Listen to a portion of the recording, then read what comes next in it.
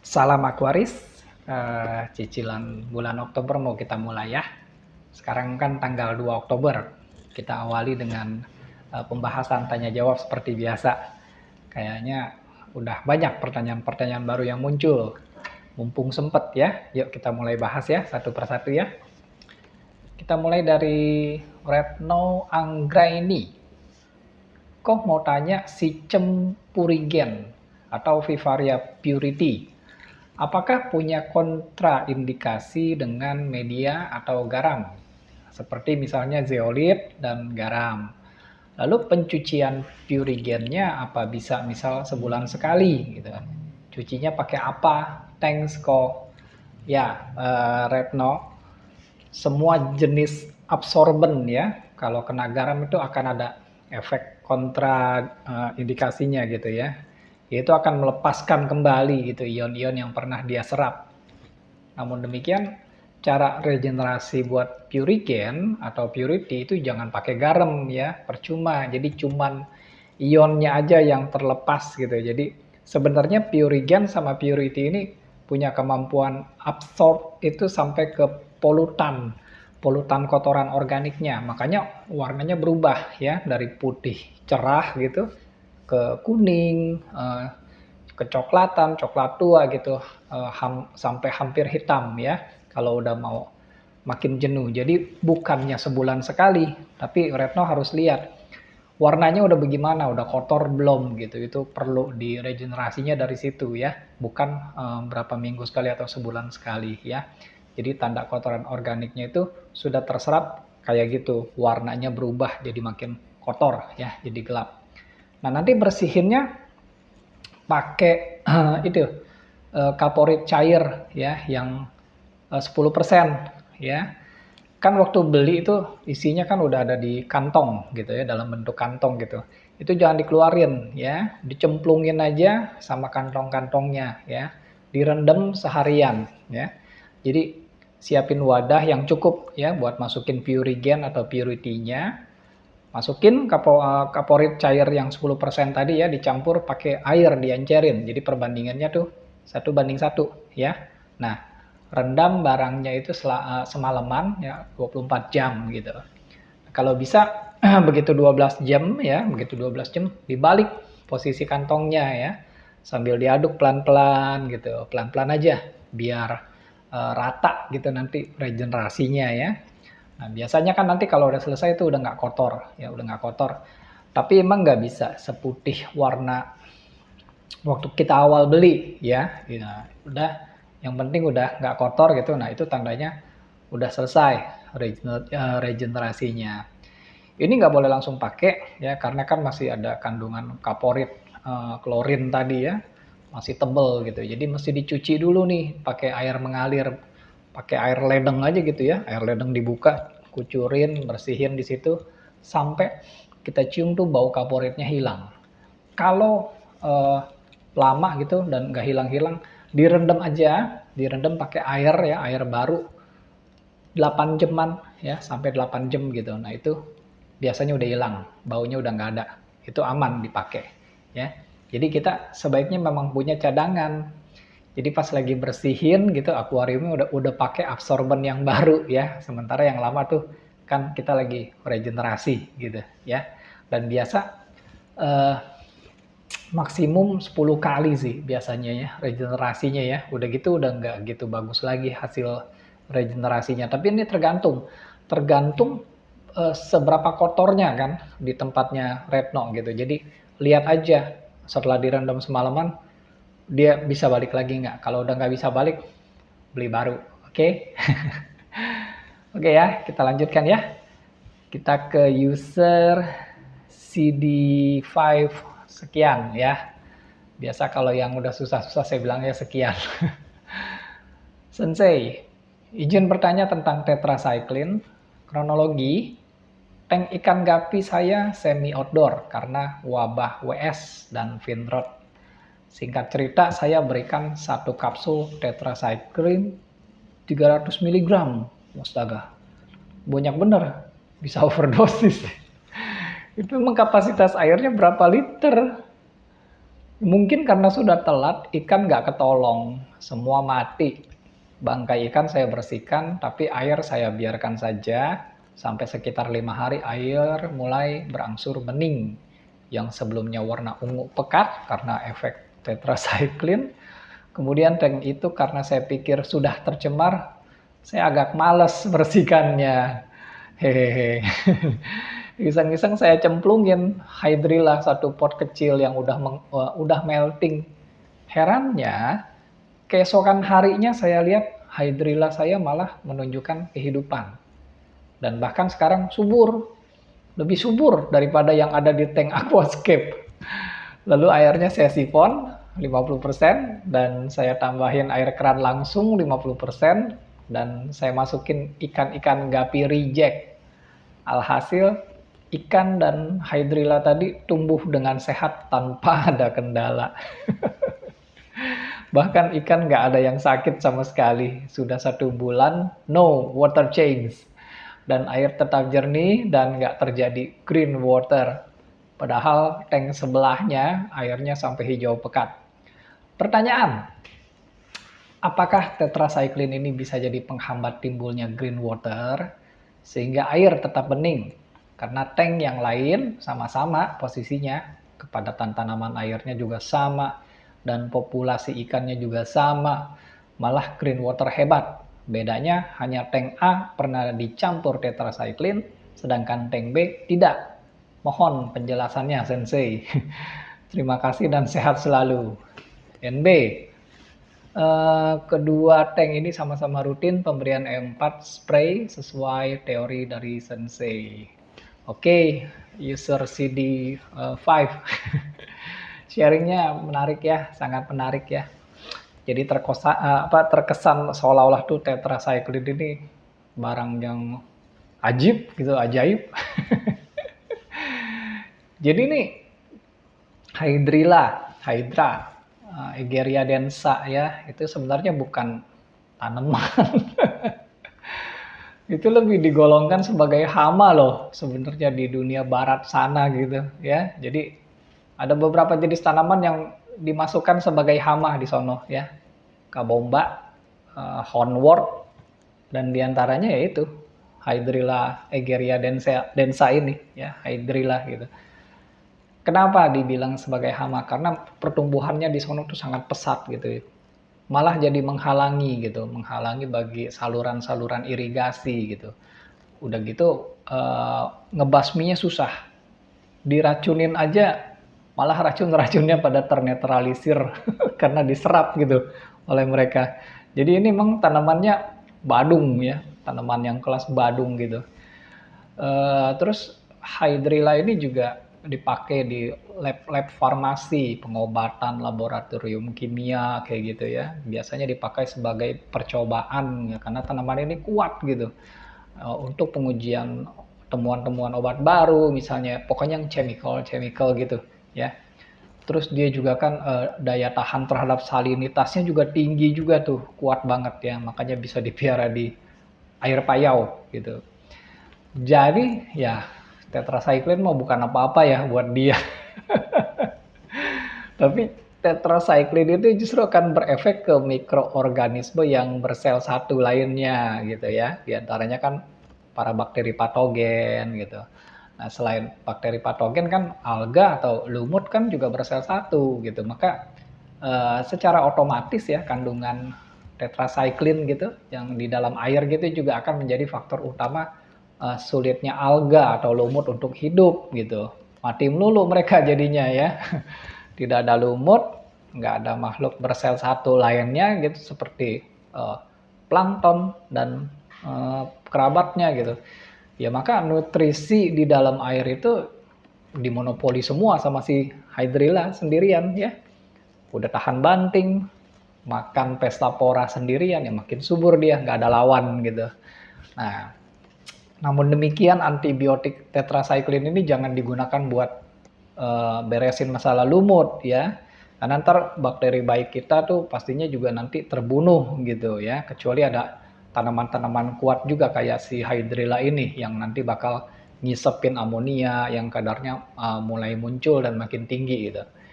Dan antibiotik ini yang biasa dipakai buat urusan lumut gitu ya, itu biasanya IM erythromycin, tulisannya EM ya, EM erythromycin. Kalau tetracycline itu nanti bisa dampak ke ikan-ikan kecil ya, yang masih baby gitu ya, terus ke ikan-ikan yang lagi hamil gitu atau ibu-ibunya gitu yang pada mau melahirkan gitu. Kalau IM erythromycin enggak, dia aman buat bayi, ikan atau ibu yang lagi hamil gitu ya. Itu penjelasannya ya. Coba eksperimen lagi pakai tanaman lain. Rotala misalnya ya, bakopa gitu. Itu nggak setahan banting kayak si ganggangan hydrilla itu gitu ya. Oke. Oke ya, sekarang kita lanjut ke pertanyaan berikutnya. Datang dari Rizky Ilman. Terima kasih kok sudah dijelaskan tentang pertanyaan saya masalah heater. Mau tanya lagi kok. Saya pelihara ikan koi dan siklit Afrika. Dulu saya belajar tentang ikan koi itu nggak boleh dikasih makan malam-malam karena nanti takut kesulitan bernapas. Kalau nggak salah ya, apakah itu berlaku umum untuk semua jenis ikan atau hanya ikan koi dan ikan tertentu saja? Terima kasih kok. Sehat, sukses, dan jangan bosan-bosan bagi-bagi ilmu selalu. Oke, Rizky. Eh, Tepatnya bukan karena takut kesulitan bernapas gitu ya. Tapi gini, semua makhluk itu kan punya alamnya masing-masing ya. Kalau ini hubungannya dengan pertanyaan Rizky, maka alam yang saya maksud itu adalah diurnal ya, diurnal dengan noctural ya.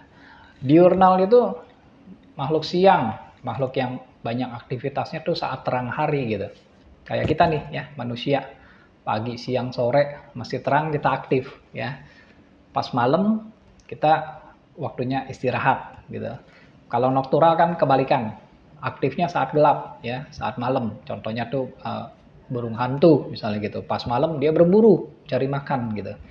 Kalau di dunia akuaris gitu ada udang hias gitu ya. Nah, lalu ada mungkin kalau ikan tuh ikan black ghost tuh yang hitam semua, yang kayak sisir ya, sisir hantu gitu. Nah itu noctural ya, aktifnya saat malam doang. Jadi kalau piara ikan black ghost ya, terus dicampur sama ikan-ikan lain gitu, kasihan deh tuh ikan-ikan lainnya ya, pas malam nggak bisa tidur, digangguin terus gitu. Dan kalau ada yang lemah, dibully dia tuh, dibunuh, diseret ke semak-semak ya. Dia menikmati makan malamnya di situ. Paling pagi-pagi pas kita cariin, kemana itu ikan udah kayak lenyap hilang di telan bumi gitu, nggak ada mayatnya. Nah, itu tuh kerjaan si Black Ghost. Nah, ikan koi itu kan diurnal, makhluk siang dia. Jadi bioritem jam tubuhnya itu menyatakan kebiasaan kalau malam itu istirahat, bukan makan ya. Walaupun ikan tuh mungkin kalau dikasih makan ya tetap aja dia makan ya. Tapi dia nggak akan makan beneran seperti kayak di siang hari. Misal dikasih pelet 1 sendok makan gitu. Ya dia mungkin makan cuma seperempatnya aja. Sisanya ya dia males lah dia cari makanan yang masih ada gitu. Kalau siang dia semangat tuh cari makannya gitu. Kalau malam udah pengaruh mau tidur gitu soalnya gitu ya. Nah, makanan yang nggak kemakan kan akan kontribusi jadi amonia. Kalau orang zaman dulu tuh kolam ikannya kan suka nggak pakai filter gitu, air tenang gitu aja. Dulu saya waktu kecil, papa saya kalau bikin kolam gitu nggak ada filter, cuman pakai semen aja kotak begitu, air tenang gitu aja. Gitu. Nah, jadi kan oksigen terlarutnya pas apalagi malam-malam ya, pas-pasan gitu. Nah, adanya amonia tambahan di air, oksigen terlarutnya kan makin sedikit karena kontribusi amonia ini, ya kan? Nah, maka suka dibilang ntar ikannya sesak napas. Padahal bukan begitu, ya. Gitu ya penjelasannya ya. Oke, kita lanjut lagi ya. Kita ke Cleon Channel. Izin bertanya lagi Om tentang batu apung. Menurut Om Vincent, kekurangan batu apung apa aja ya Om? Ya, Cleon ya. Batu apung itu kan walaupun dia memang banyak digunakan sebagai biomedia ya. Tapi struktur gitu ya, pori-pori sama bentukannya itu sebetulnya kurang menunjang ya. Itu sebabnya batu apung tuh akhirnya diambil terus diolah lagi jadi bentuk biomedia lain.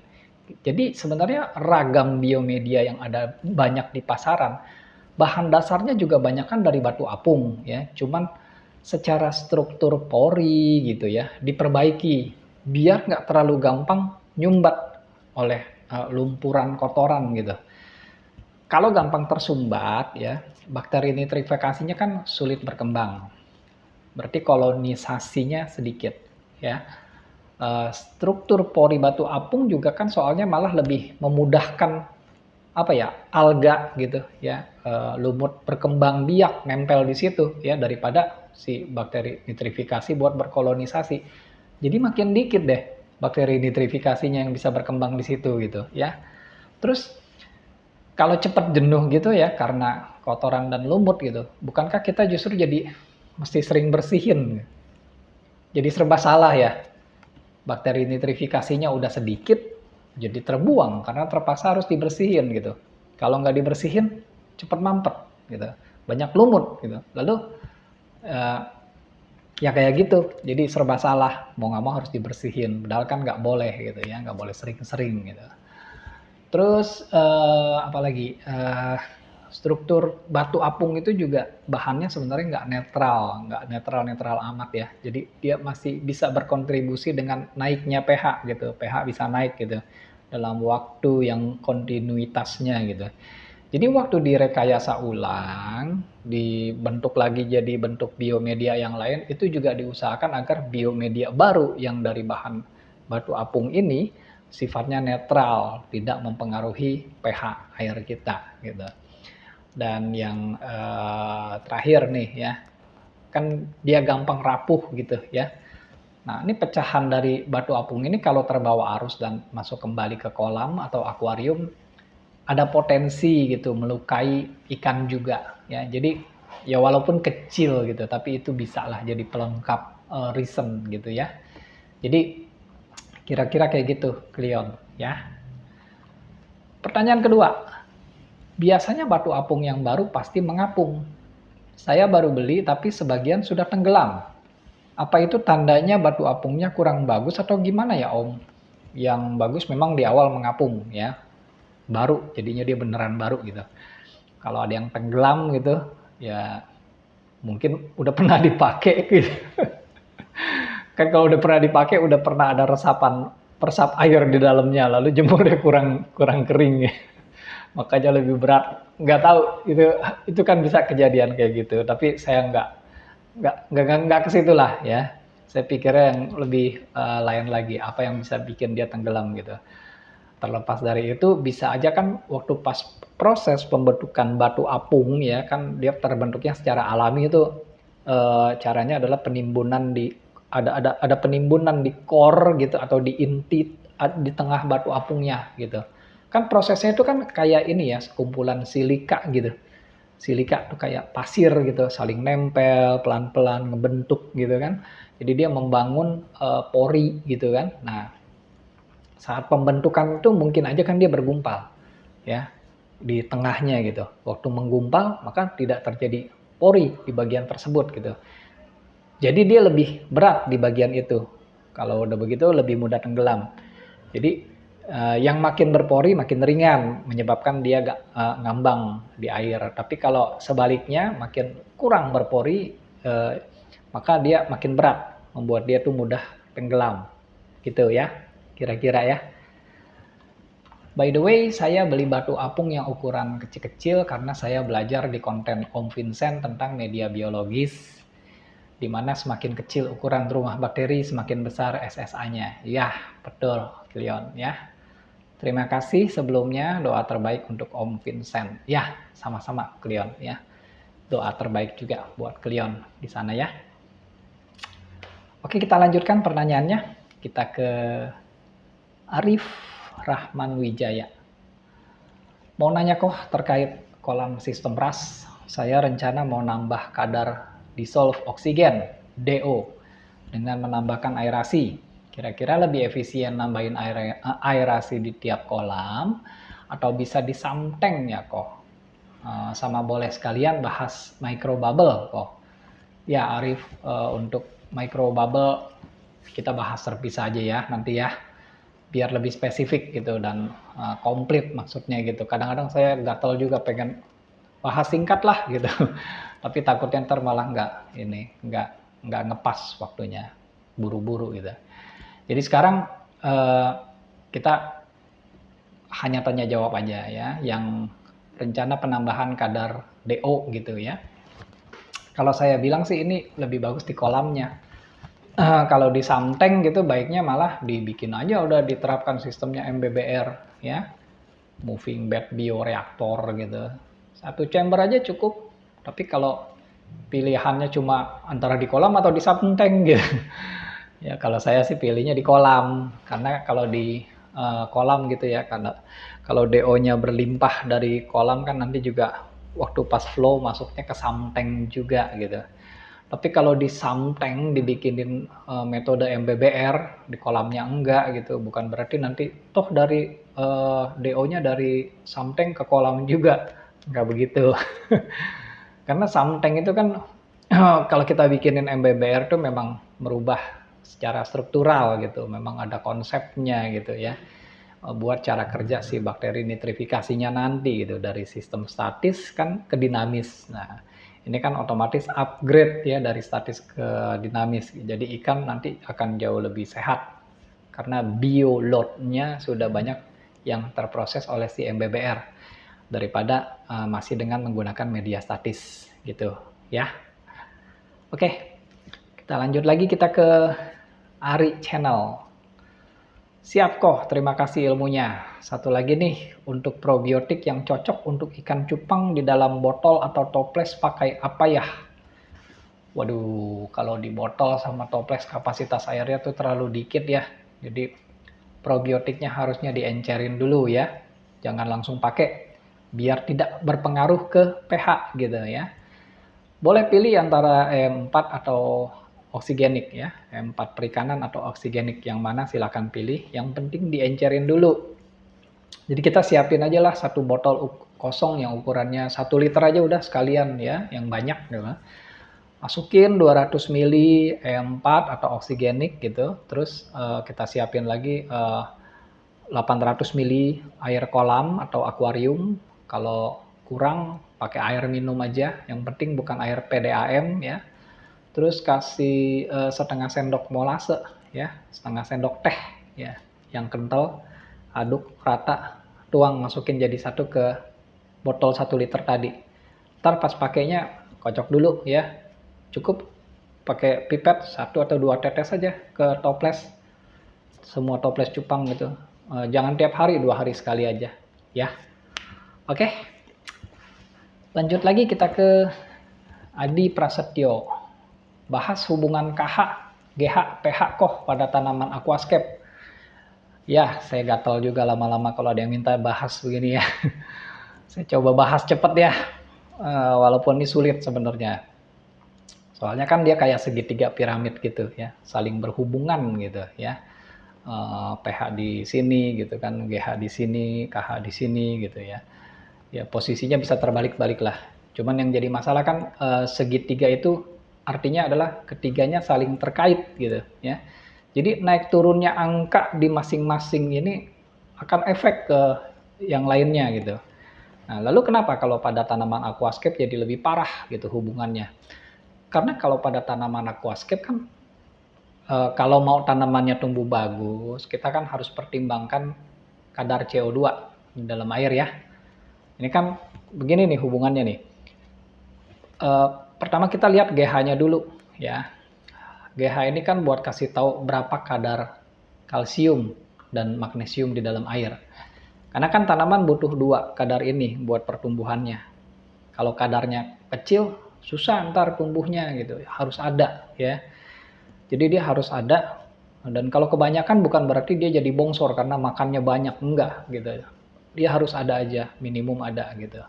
Nah, kalau kebanyakan kalsiumnya, nah kalsium kan Ca gitu. Jadi waktu kena diinjek CO2, bukannya CO2-nya terpakai oleh tanaman buat berfotosintesis, malah CO2-nya nanti bereaksi dengan Ca, kalsium, akan menjadi CaCO3 gitu, atau kalsium karbonat. Nah, kalsium bisa banyak biasanya kalau pH-nya tinggi. Nah, udah mulai kena deh tuh ya, dari GH ke pH gitu. Kalau pH-nya tinggi, kalsiumnya tinggi gitu. Nah, kalau pH-nya tinggi, kalsiumnya tinggi kan kita bisa lihat tuh kaca tuh di atas gampang berkerak gitu di dinding kaca ya bagian atas. Nah, itu artinya kalsiumnya tinggi. Kalsium karbonat gitu ya. Nah, sementara untuk jaga kekerasan karbonat pada air, tugasnya sih KH. Karbonat hardness ya. Nah, karbonat itu kalau pada saat pH-nya turun, sebenarnya dia juga akan bereaksi menghasilkan CO2 buat si tanaman. Jadi nggak perlu diinjek CO2-nya tuh juga tersedia CO2 tuh dari larutnya karbonat tadi gitu. Jadi gini, karbonat itu ada dua gitu ya dalam bentuk padat ya, tadi kita sebut kalsium karbonat. Sedangkan kalau karbonatnya kalau udah terlarut gitu, jadi larut dengan air karena bereaksi dengan pH yang turun gitu, dia akan melepaskan CO2 kan. Nah, itu namanya kalsium bikarbonat gitu ya, yang bentuknya cair gitu. Ini saya bingung juga nih dijelaskan begini tambah ngerti apa malah tambah bingung gitu. Intinya gini, GH jangan tinggi-tinggi ya, karena GH tinggi artinya kalsiumnya kebanyakan gitu. Saat pH turun, terkena CO2 malah jadi kalsium karbonat, jadi kerak. Karbonat dalam bentuk padat gitu. Sementara pH itu kalau mau turun, kalau ada KH nggak bisa turun juga, susah. Karena KH itu kan buffer pH. Jadi pH tuh sulit turun gitu karena ada KH gitu di bawahnya gitu. Jadi ini KH gitu ya, dia tuh kayak per gitu. Jadi pH nih di atas nih gitu. Jadi kalau pH-nya mau turun kayak toeng toeng toeng gitu, nggak bisa turun ya soalnya membal gitu. Jadi naik lagi karena di bawahnya ada KH. Terus gimana ya cara idealnya biar CO2 yang ditambahkan itu bisa berjalan dengan baik gitu. Pertama, GH itu harus dapat di angka aman dulu lah. Di 6 sampai 12 DGH ya. 6 sampai 12 berarti angka tengahnya 8. Yang bagus tuh GH di angka 8. KH harus di 4 sampai 8 DKH ya.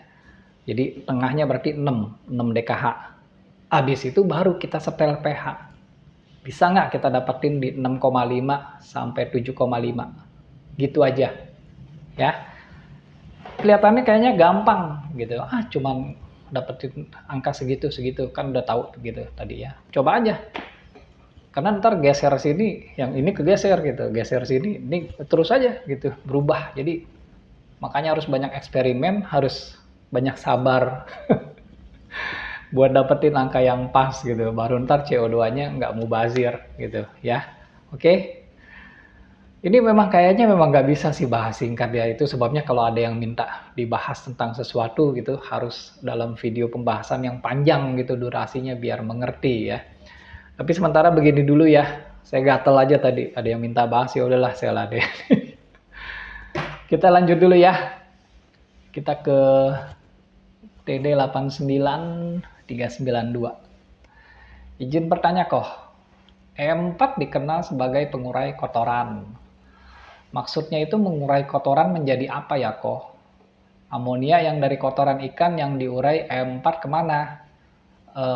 Apakah amonianya dimakan sama bakteri di dalam E4? Ya oke, ini karena pertanyaannya lebih dari satu ya, kita langsung aja jawab satu persatu ya. Pertanyaan pertama tadi adalah E4 dikenal sebagai pengurai kotoran. Maksudnya itu mengurai kotoran menjadi apa ya Koh? Kotoran yang dimaksud berarti kan kotoran organik gitu. Kalau besi kita nggak anggap itu kotoran yang mau diuraiin gitu ya. Jadi kotoran organik.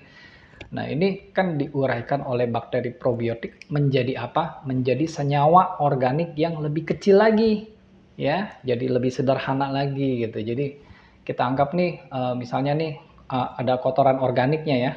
Nah, Kotoran organik ini walaupun ukurannya kecil sekali, misalnya seukuran debu lah anggapannya, ini sebenarnya susunan senyawa organiknya masih sangat kompleks gitu.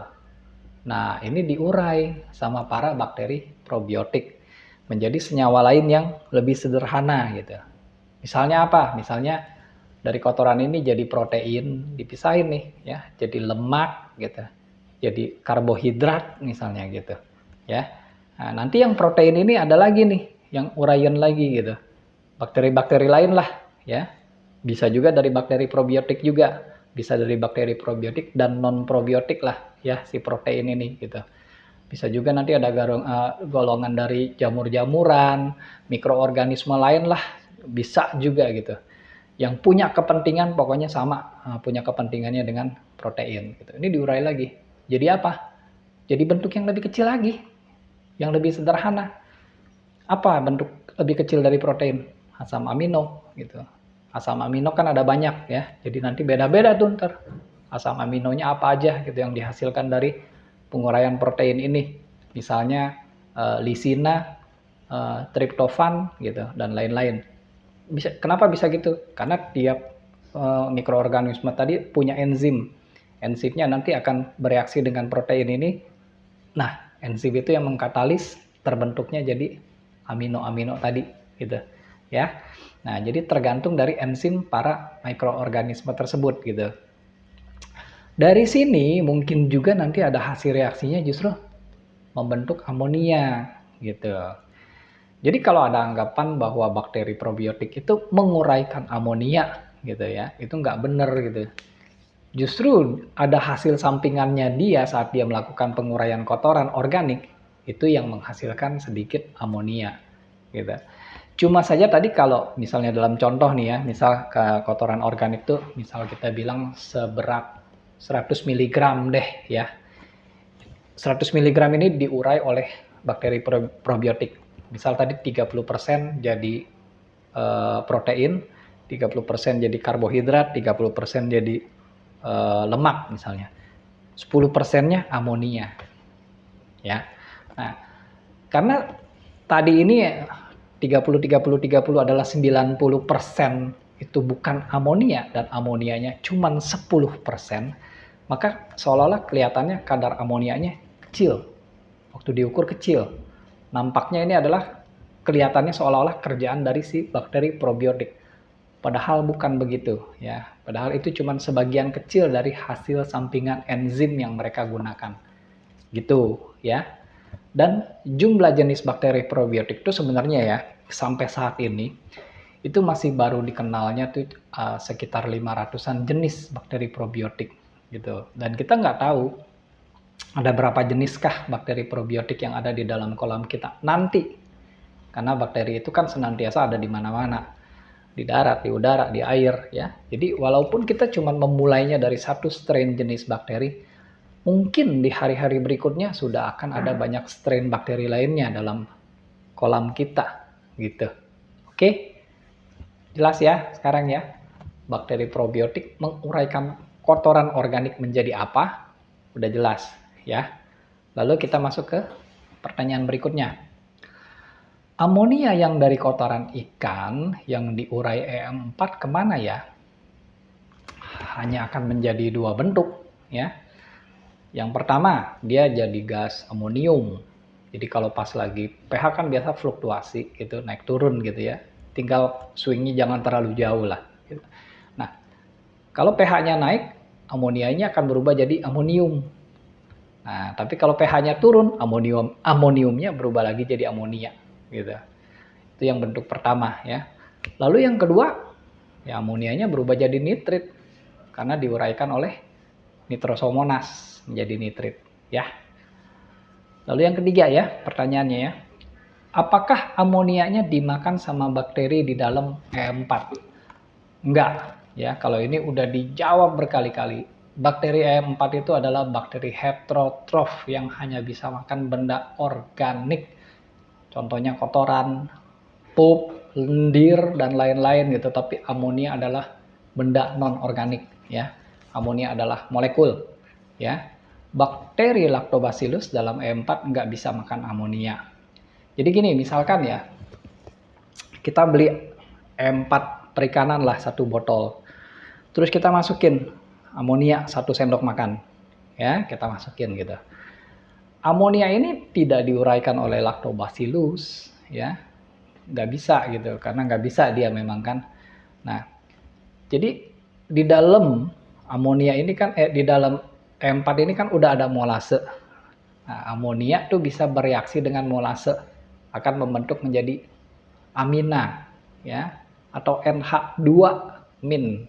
Dari NH3 jadi NH2-min. Itu udah nggak berbahaya lagi. Kalau dideteksi udah nggak ada amonianya. Bukannya diurai, tapi karena kena molase berubah menjadi amina atau NH2. Gitu ya. Terima kasih kok, sehat-sehat selalu. Ya, sama-sama ya. Oke, sampai di sini dulu ya cicilannya. Lumayan seru. Cuma tadi saya agak kurang puas aja saat coba bahas singkat tentang pH, GH, KH gitu ya. Itu juga sebabnya makanya saya bilang nggak bisa dilakukan pembahasan singkat kalau ada yang minta bahas topik tertentu gitu. Waktunya jadi kebuang gitu cukup banyak. Tapi penjelasannya juga nggak meyakinkan kan. Malah jadi tetap bingung gitu ya.